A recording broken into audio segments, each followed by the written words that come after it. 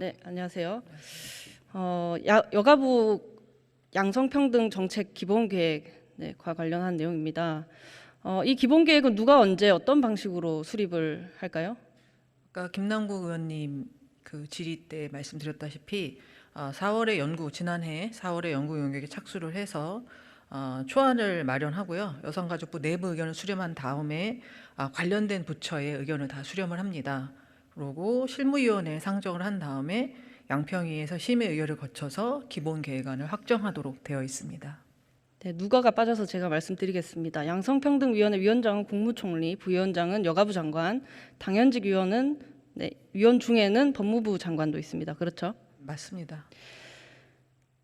네, 이번에 강간죄 구성 요건을 폭행 협박에서 동의 여부로 개정하는 이른바 비동의 강간죄 도입을 검토하겠다라는 내용이 또 포함되어 있었습니다. 그렇죠?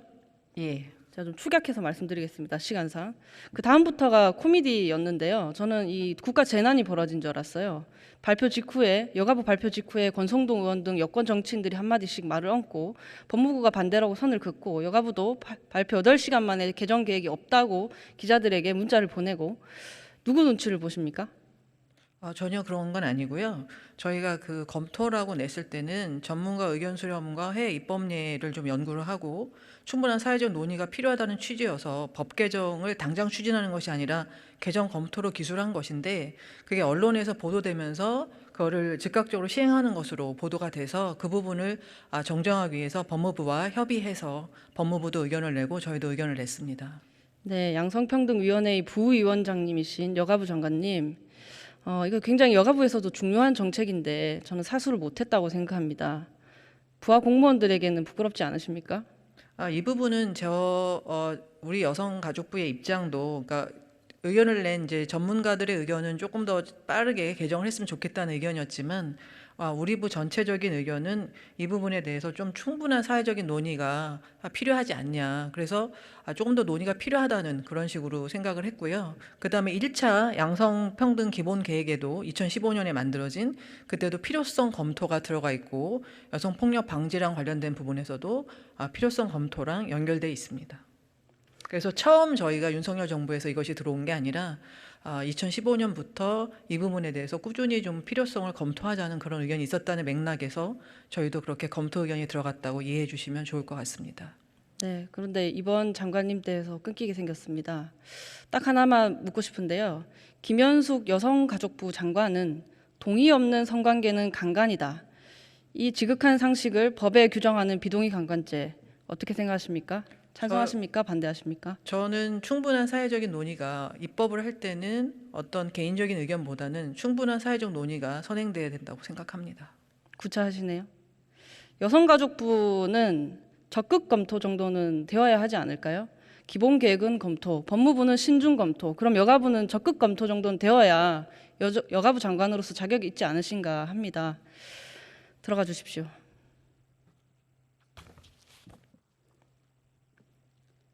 법무부 장관님 나와 주십시오.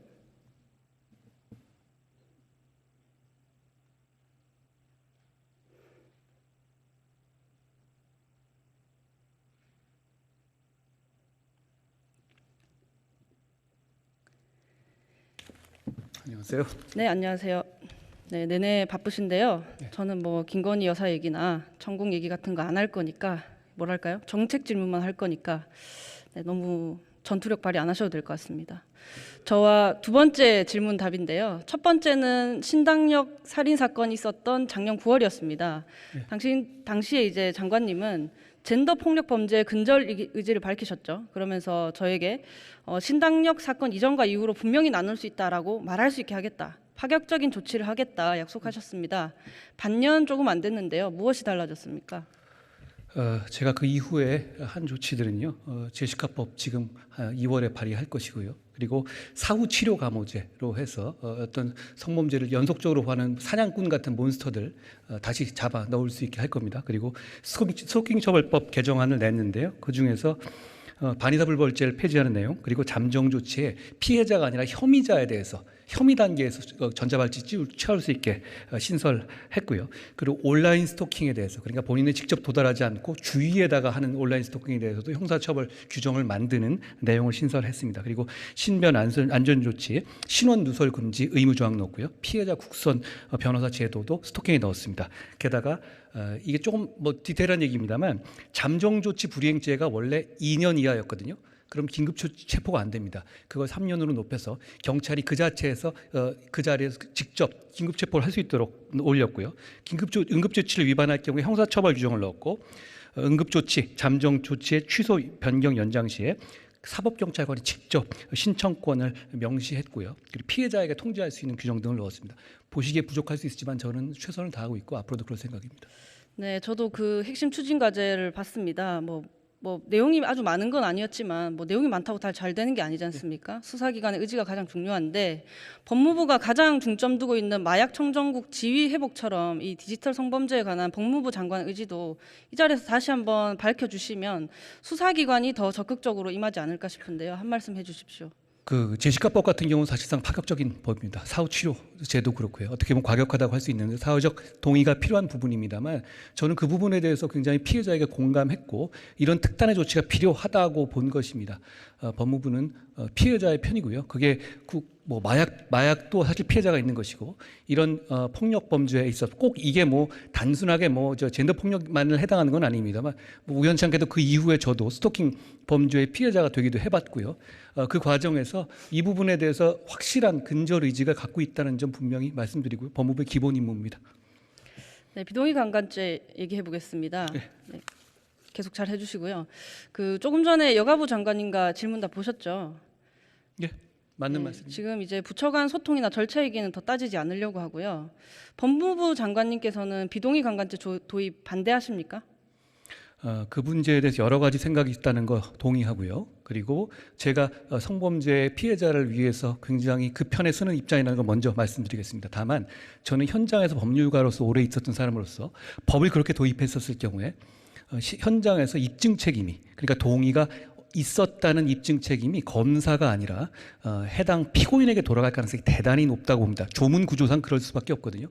그렇게 되면 그 범죄를 의심받는 사람이 상대방이 동의가 있었다는 걸 법정에서 입증하지 못하면 억울하게 처벌받게 되는 구도가 됩니다. 만약에 죄를 안 졌음에도 불구하고. 그런데 상대방의 내심을 상대방은 나는 그런 거 아니었다는 거 반대로 입증하는 건 굉장히 어려울 겁니다. 그런데 우리 대법원 판례는 피해자의 의사를 함부로 무시할 수 없는 확실한 입장을 가지고 있거든요. 그런 상황에서 저는 이 법 조항을 도입했을 경우에 억울한 사람이 처벌받을 가능성이 높다고 봅니다. 좀 시간을 좀 주시면 어차피 제가 이 시간은 뭐 카운팅이 안 되니까요. 또 말씀드리면 이게 그리고 위원님 오해하지 말아 주셔야 될 것은 저는 이 논쟁을 막자는 게 아닙니다. 어차피 제가 이래가지고 논쟁이 더 많아진 것 아닙니까? 저는 이제부터 여러 가지 사회적 논의를 하고 건설적인 토론을 하는 과정에 다만 너는 제목 보고 어느 편이야? 라고 하면 평행선 긋는 게 아니라 구체적인 내용을 가지고 서로 건설적인 토론을 해서 국민들이 공론을 형성해 가시면 되실 문제라고 생각합니다. 저는 이 부분에 대해서 일단 제목만 보면 동의 없는 게 강간이야? 당연히 그런 건 동의 없이 하게 되면 그리고 현행법상 대부분 처벌이 됩니다. 아시다시피.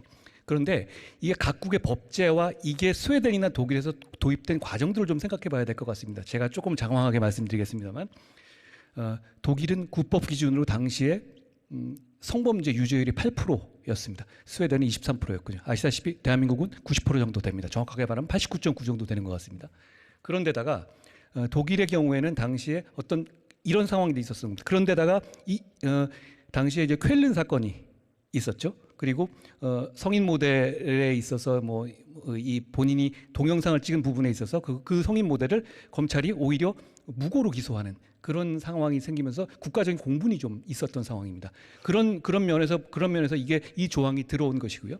스웨덴 같은 경우는 이게 2018 독일은 2016년, 스웨덴은 2018년인데 2018년에 도입될 당시에 유죄율이 너무 낮았고요.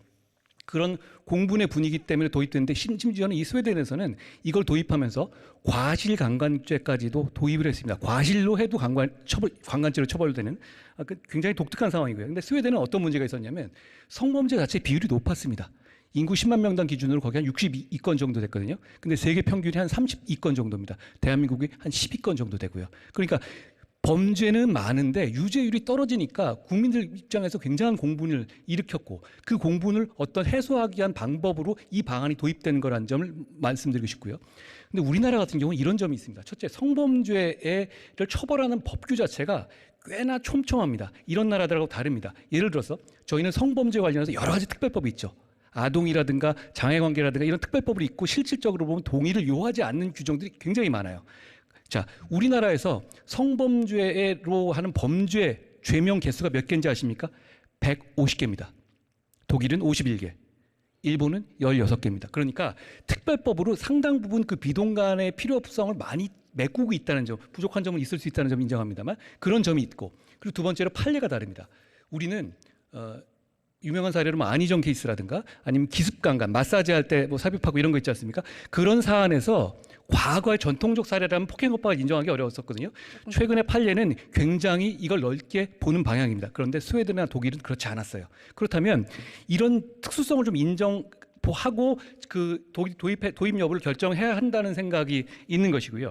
그리고 이런 점을 감안해 볼 때는 이 법적 그물망과 우리의 현실을 감안했을 때 이거 과연 그 개념을 도입했었을 때 제가 말씀드리는 어떤 좀 나쁜 점, 프로, 그리고 좋은 점 말씀하시는 그런 것들을 비교 형량해 봐야 된다고 생각하는데, 저의 입장은 그런 점을 모두 종합해 볼 때 대한민국에서 비동의 간음죄를 강간죄 구성 요건에 직접 넣게 되면 아까 말씀드린 그런 식의 위험성 때문에 억울한 사람이 처벌받기 쉬워지는 거, 그런 부분에 대한 우려가 이걸로 얻어지는 이익보다는 더 크지 않나라는 게 제 생각입니다. 특별히 제가 뭐 어떤 철학적인 이슈라든가 사회적 이슈를 이거 안 된다 이런 뜻은 아닙니다. 그렇지만 그런 점을 충분히 고려한 상태에서 건설적인 논의를 해야 된다는 말씀을 드린 것이지 제가 뭐 이거 안 돼 이런 뜻은 아니었습니다. 말씀해 주시면 제가 잘 듣겠습니다.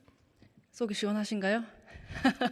가볍게 얘기했습니다. 네, 저도 반대 측 입장을 충분히 듣고 또 서로 건설적인 토론을 해야 이 법안이 통과될 수 있다고 생각하거든요. 제가 발의자로서 굉장히 절실한 마음이라는 거 좀 알아주셨으면 좋겠고요. 저는 위원님의 그 유튜브 4개 그것도 다 봤습니다. 그러니까 보면 굉장히 어려운 사안들이 있는데 참고로 그 중에서 감자탕 사건 있잖아요. 근데 그거는 유죄가 확정된 겁니다. 현행법으로. 그러니까 그거는 그것 때문에 비동간이 필요하다는 논의는 조금 안 맞는 것 아닌가 하는 생각은 네, 했어요. 다음에 토론회 열 테니까 그때 꼭 법무부에서 한분 나와주셨으면 좋겠다는 말씀 먼저 드리고요. 저도 그러면 말씀하신 부분에 대해서 저도 짧게 또 찬성 측 의견을 전달드리겠습니다. 잘 듣겠습니다. 성범죄 처벌률이 낮아서 개정할 수 있었다는 그 동의 여부로 개정한 나라들 있잖아요. 예. 저도 방송을 봤는데요. 이 성범죄 피해자에 대한 낙인이나 가해자가 보복할지 모른다는 두려움, 이런 것 때문에 성범죄 고소에 큰 용기가 필요한 대한민국 아닙니까? 가해자의 합의 시도를 뿌리친 용기를 가진 피해자만이 재판까지 가기 때문에 성범죄 처벌률이 조금 다를 수 있지 않나 하는 생각이 들고요. 뭐 아시겠지만 형법이 처음에는 정조에 관한 죄였지 않습니까? 법적 자기결정권에 관한 네, 그렇죠. 죄로 95년에 바뀌었죠. 아닙니다. 제 법안을 읽어보셨군요. 지금은 강간과 추행이 죄고요. 제가 낸 그 당시에, 발의안이 예. 성적 침해의 죄로 개정한 안인데요. 법익 자체는 지금 예전처럼 법익은 정조로 보지 그렇습니다. 않습니다. 네네, 그렇습니다. 그리고 이제 사실상 입증 책임의 전환 우려에 대해서 장관님이 더 잘 아시겠지만 형사재판에서 공소 제기된 범죄 사실에 대한 입증 책임은 검사, 그러니까 피해자 측에게 있습니다. 담백하게 얘기를 하면, 물론 말씀하신 것처럼 양 당사자는 자기에게 유리한 증거를 제출할 부담을 지죠. 그 부담이 개정되면 달라질 수는 있습니다. 가해자로 의심받는 당사자는 때리거나 협박하지 않았다가 아니라 동의했다 안 했다의 증거를 제출할 부담을 지게 될 테니까요. 근데 양 당사자가 모두 입증에 실패했을 때 불이익을 누구에게 돌리느냐. 그러니까 입증 책임은 그러면 여전히 저는 검사에게 있다고 보고요. 검사가 피해자가 동의하지 않았다는 걸 법관이 합리적 의심을 할 여지가 없을 정도로 입증하지 못하면 유죄로 인정될 수 없습니다. 그래서 저는 수사 실무상 부담을 어느 쪽으로 지울 것이냐 하는 건 법률과는 또 다른 문제이기 때문에 법 규정을 개정하지 못할 이유는 되지 않는다고 생각하고요. 잠깐만요. 더 길어지면 저에게는 1분밖에 없는데 너무 많은 말씀을 하시게 되기 제 때문에 것도 쓰시면 될 것 같습니다. 새로 쌓이는 판결에 대해서는 어떻게 생각하십니까? 이미 법원이 폭행 협박보다 동의 여부에 따라 강간을 판단하는 점들이요. 좀 법원의 판결을 존중합니다. 그리고 그 사안들은 성범죄는 개별적인 사안에 대해서 타당성을 봐야 됩니다. 그 의원님께서 유튜브에 올려진 사안들이 있지 않습니까? 그 부분을 보면 저도 화나는 사안들이 있습니다. 그게 개별적으로 우리 법이 모든 정의가 실현되느냐 이러지는 않아요. 그런데 우리 법의 추세가 다른 나라에 비해서 대법원 판례가 대한민국의 판례가 성범죄가 굉장히 유연해지고 있다는 건 분명하고 저는 거기에 반대하지 않습니다. 네, 제가 굳이 뭐 공방을 이렇게 여러 차례 이어가지 않는 이유는 보시는 분들이야 이제 낯선 이야기들이겠지만 강간죄 개정 관련 토론장에서 또 항상 나오는 이야기들이기도 하잖아요. 이제 장관님이 얘기하면 이제 저도 얘기하는 시간이 없기 때문에 사실 이런 공방을 하면서 20년 동안 멈춰 있었거든요. 저는 좀 나아가는 이야기를 하고 싶고요. 장관님도 판례가 동의 여부를 묻는 방향으로 바뀌는 것 자체에는 좀 긍정적이시라는 거잖아요. 세계적인 어떤 이 방향이라고 생각합니다. 네, 동의 여부 자체를 거부하시지는 않기 때문에 저는 장관님과 대표 발의자인 저 사이에 공통점이 있다고 생각을 하고요. 동의 없는 그게 이제 성관계는 해결책이- 범죄입니다. 네? 동의 없는 성관계는 당연히 기본적으로 범죄죠. 다만 그걸 어떻게 표출돼서 객관적으로 보느냐에 대해서 지금까지는 폭행협박이라는 구성 요건이 있었던 거라고 저는 이해하고 있습니다. 네, 해결 방법에 대해서 서로 다르게 생각을 하는 것이고 그런데 이제 시간이 비동의 강간죄 그럼에도 이제 입법으로는 개정을 반대하신다면 이 강간 추행 등 성범죄 처벌 강화를 위한 다른 입법 노력은 어떤 식으로 하시고 있는지 하실 계획인지를 알려주셨으면 좋겠어요. 왜냐하면 이런 노력 없이 법원이 해석을 바꾸고 있으니 된 거 법관에 따라 유죄가 되고 무죄가 될 수 있는 당장의 피해자들에게는 조금 무책임한 이야기로 들릴 수 있습니다. 그렇죠. 예, 의원님, 제가 말씀드린 건 입증 책임 부담이 당연히 검사한테 있습니다만 제가 한 25년 해봤지 않습니까? 이런 조문 구조는 저를 믿으십시오. 100% 피고인에게 입증 책임이 돌아갑니다. 그 입증은 굉장히 어려울 거고 굉장히 그리고 게다가 무고 여부도요.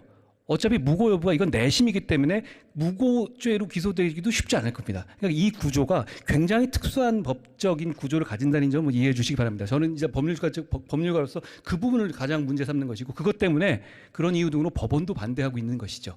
그런데 지금 말씀하신 것처럼 우리나라가 성범죄 죄명이 다른 나라보다 150개라고 말씀하시지 않았습니까? 그중에 상당히 촘촘하고 거기에 반의사불벌이라든가 그 고소 친고죄 상당 부분 폐지되어 있잖아요. 이런 부분들이 꽤 촘촘한 편입니다. 그리고 그것이 사안별로 저는 점점 지금 생각하시는 결론과 그 방향을 해 나아갈 거라고 생각합니다. 그리고 거기에 찬성하시는 분도 아니라고 생각하고 다만 그걸 통해서 노력하는 부분 뭐냐? 저는 제가 아까 처음에 말씀드렸죠. 제시카법은 그걸로 인한 어떤 새로운 성범죄를 막겠다는 것이고요. 스토킹 방지법 같은 경우는 거기서 피해자들을 현실적으로 보호하려고 노력하겠다는 것이고요. 사후치료 감호제는 진짜 그런 사람들의 어떤 괴물들을 사회에 풀어놓지 않기 노력하겠다는 것 아닙니까? 그런 부분들에 저희가 노력을 하겠다는 말씀을 드리고요. 그리고 저희는 그 선의로 노력하겠습니다. 물론 완벽하진 않을 겁니다. 그리고 계속 그런 차원에서 좋은 지적을 해주시면 제가 가슴을 열고 받아들이겠습니다. 사후적 그 정책 말고 예.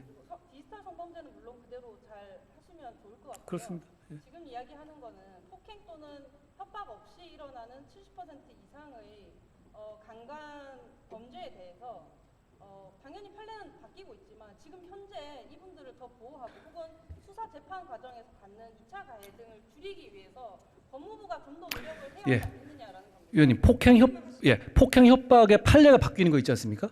그건 그렇게 판결이 바뀌는 건 그렇게 기소하기 때문입니다.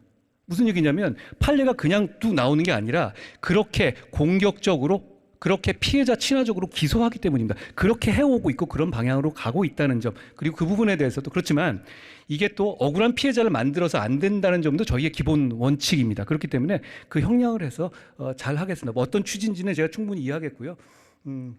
어려운 면이 있습니다. 게다가 이 부분에서 또 억울한 사람이 처벌받게 해서는 또 안 되지 않겠습니까? 저는 무고죄에 대해서도 열어놓고 있는 입장이고요. 다음번에 토론회 하면 꼭 법무부에서 한번 보내주셨으면 좋겠습니다. 네, 감사합니다. 고생하셨습니다. 고맙습니다.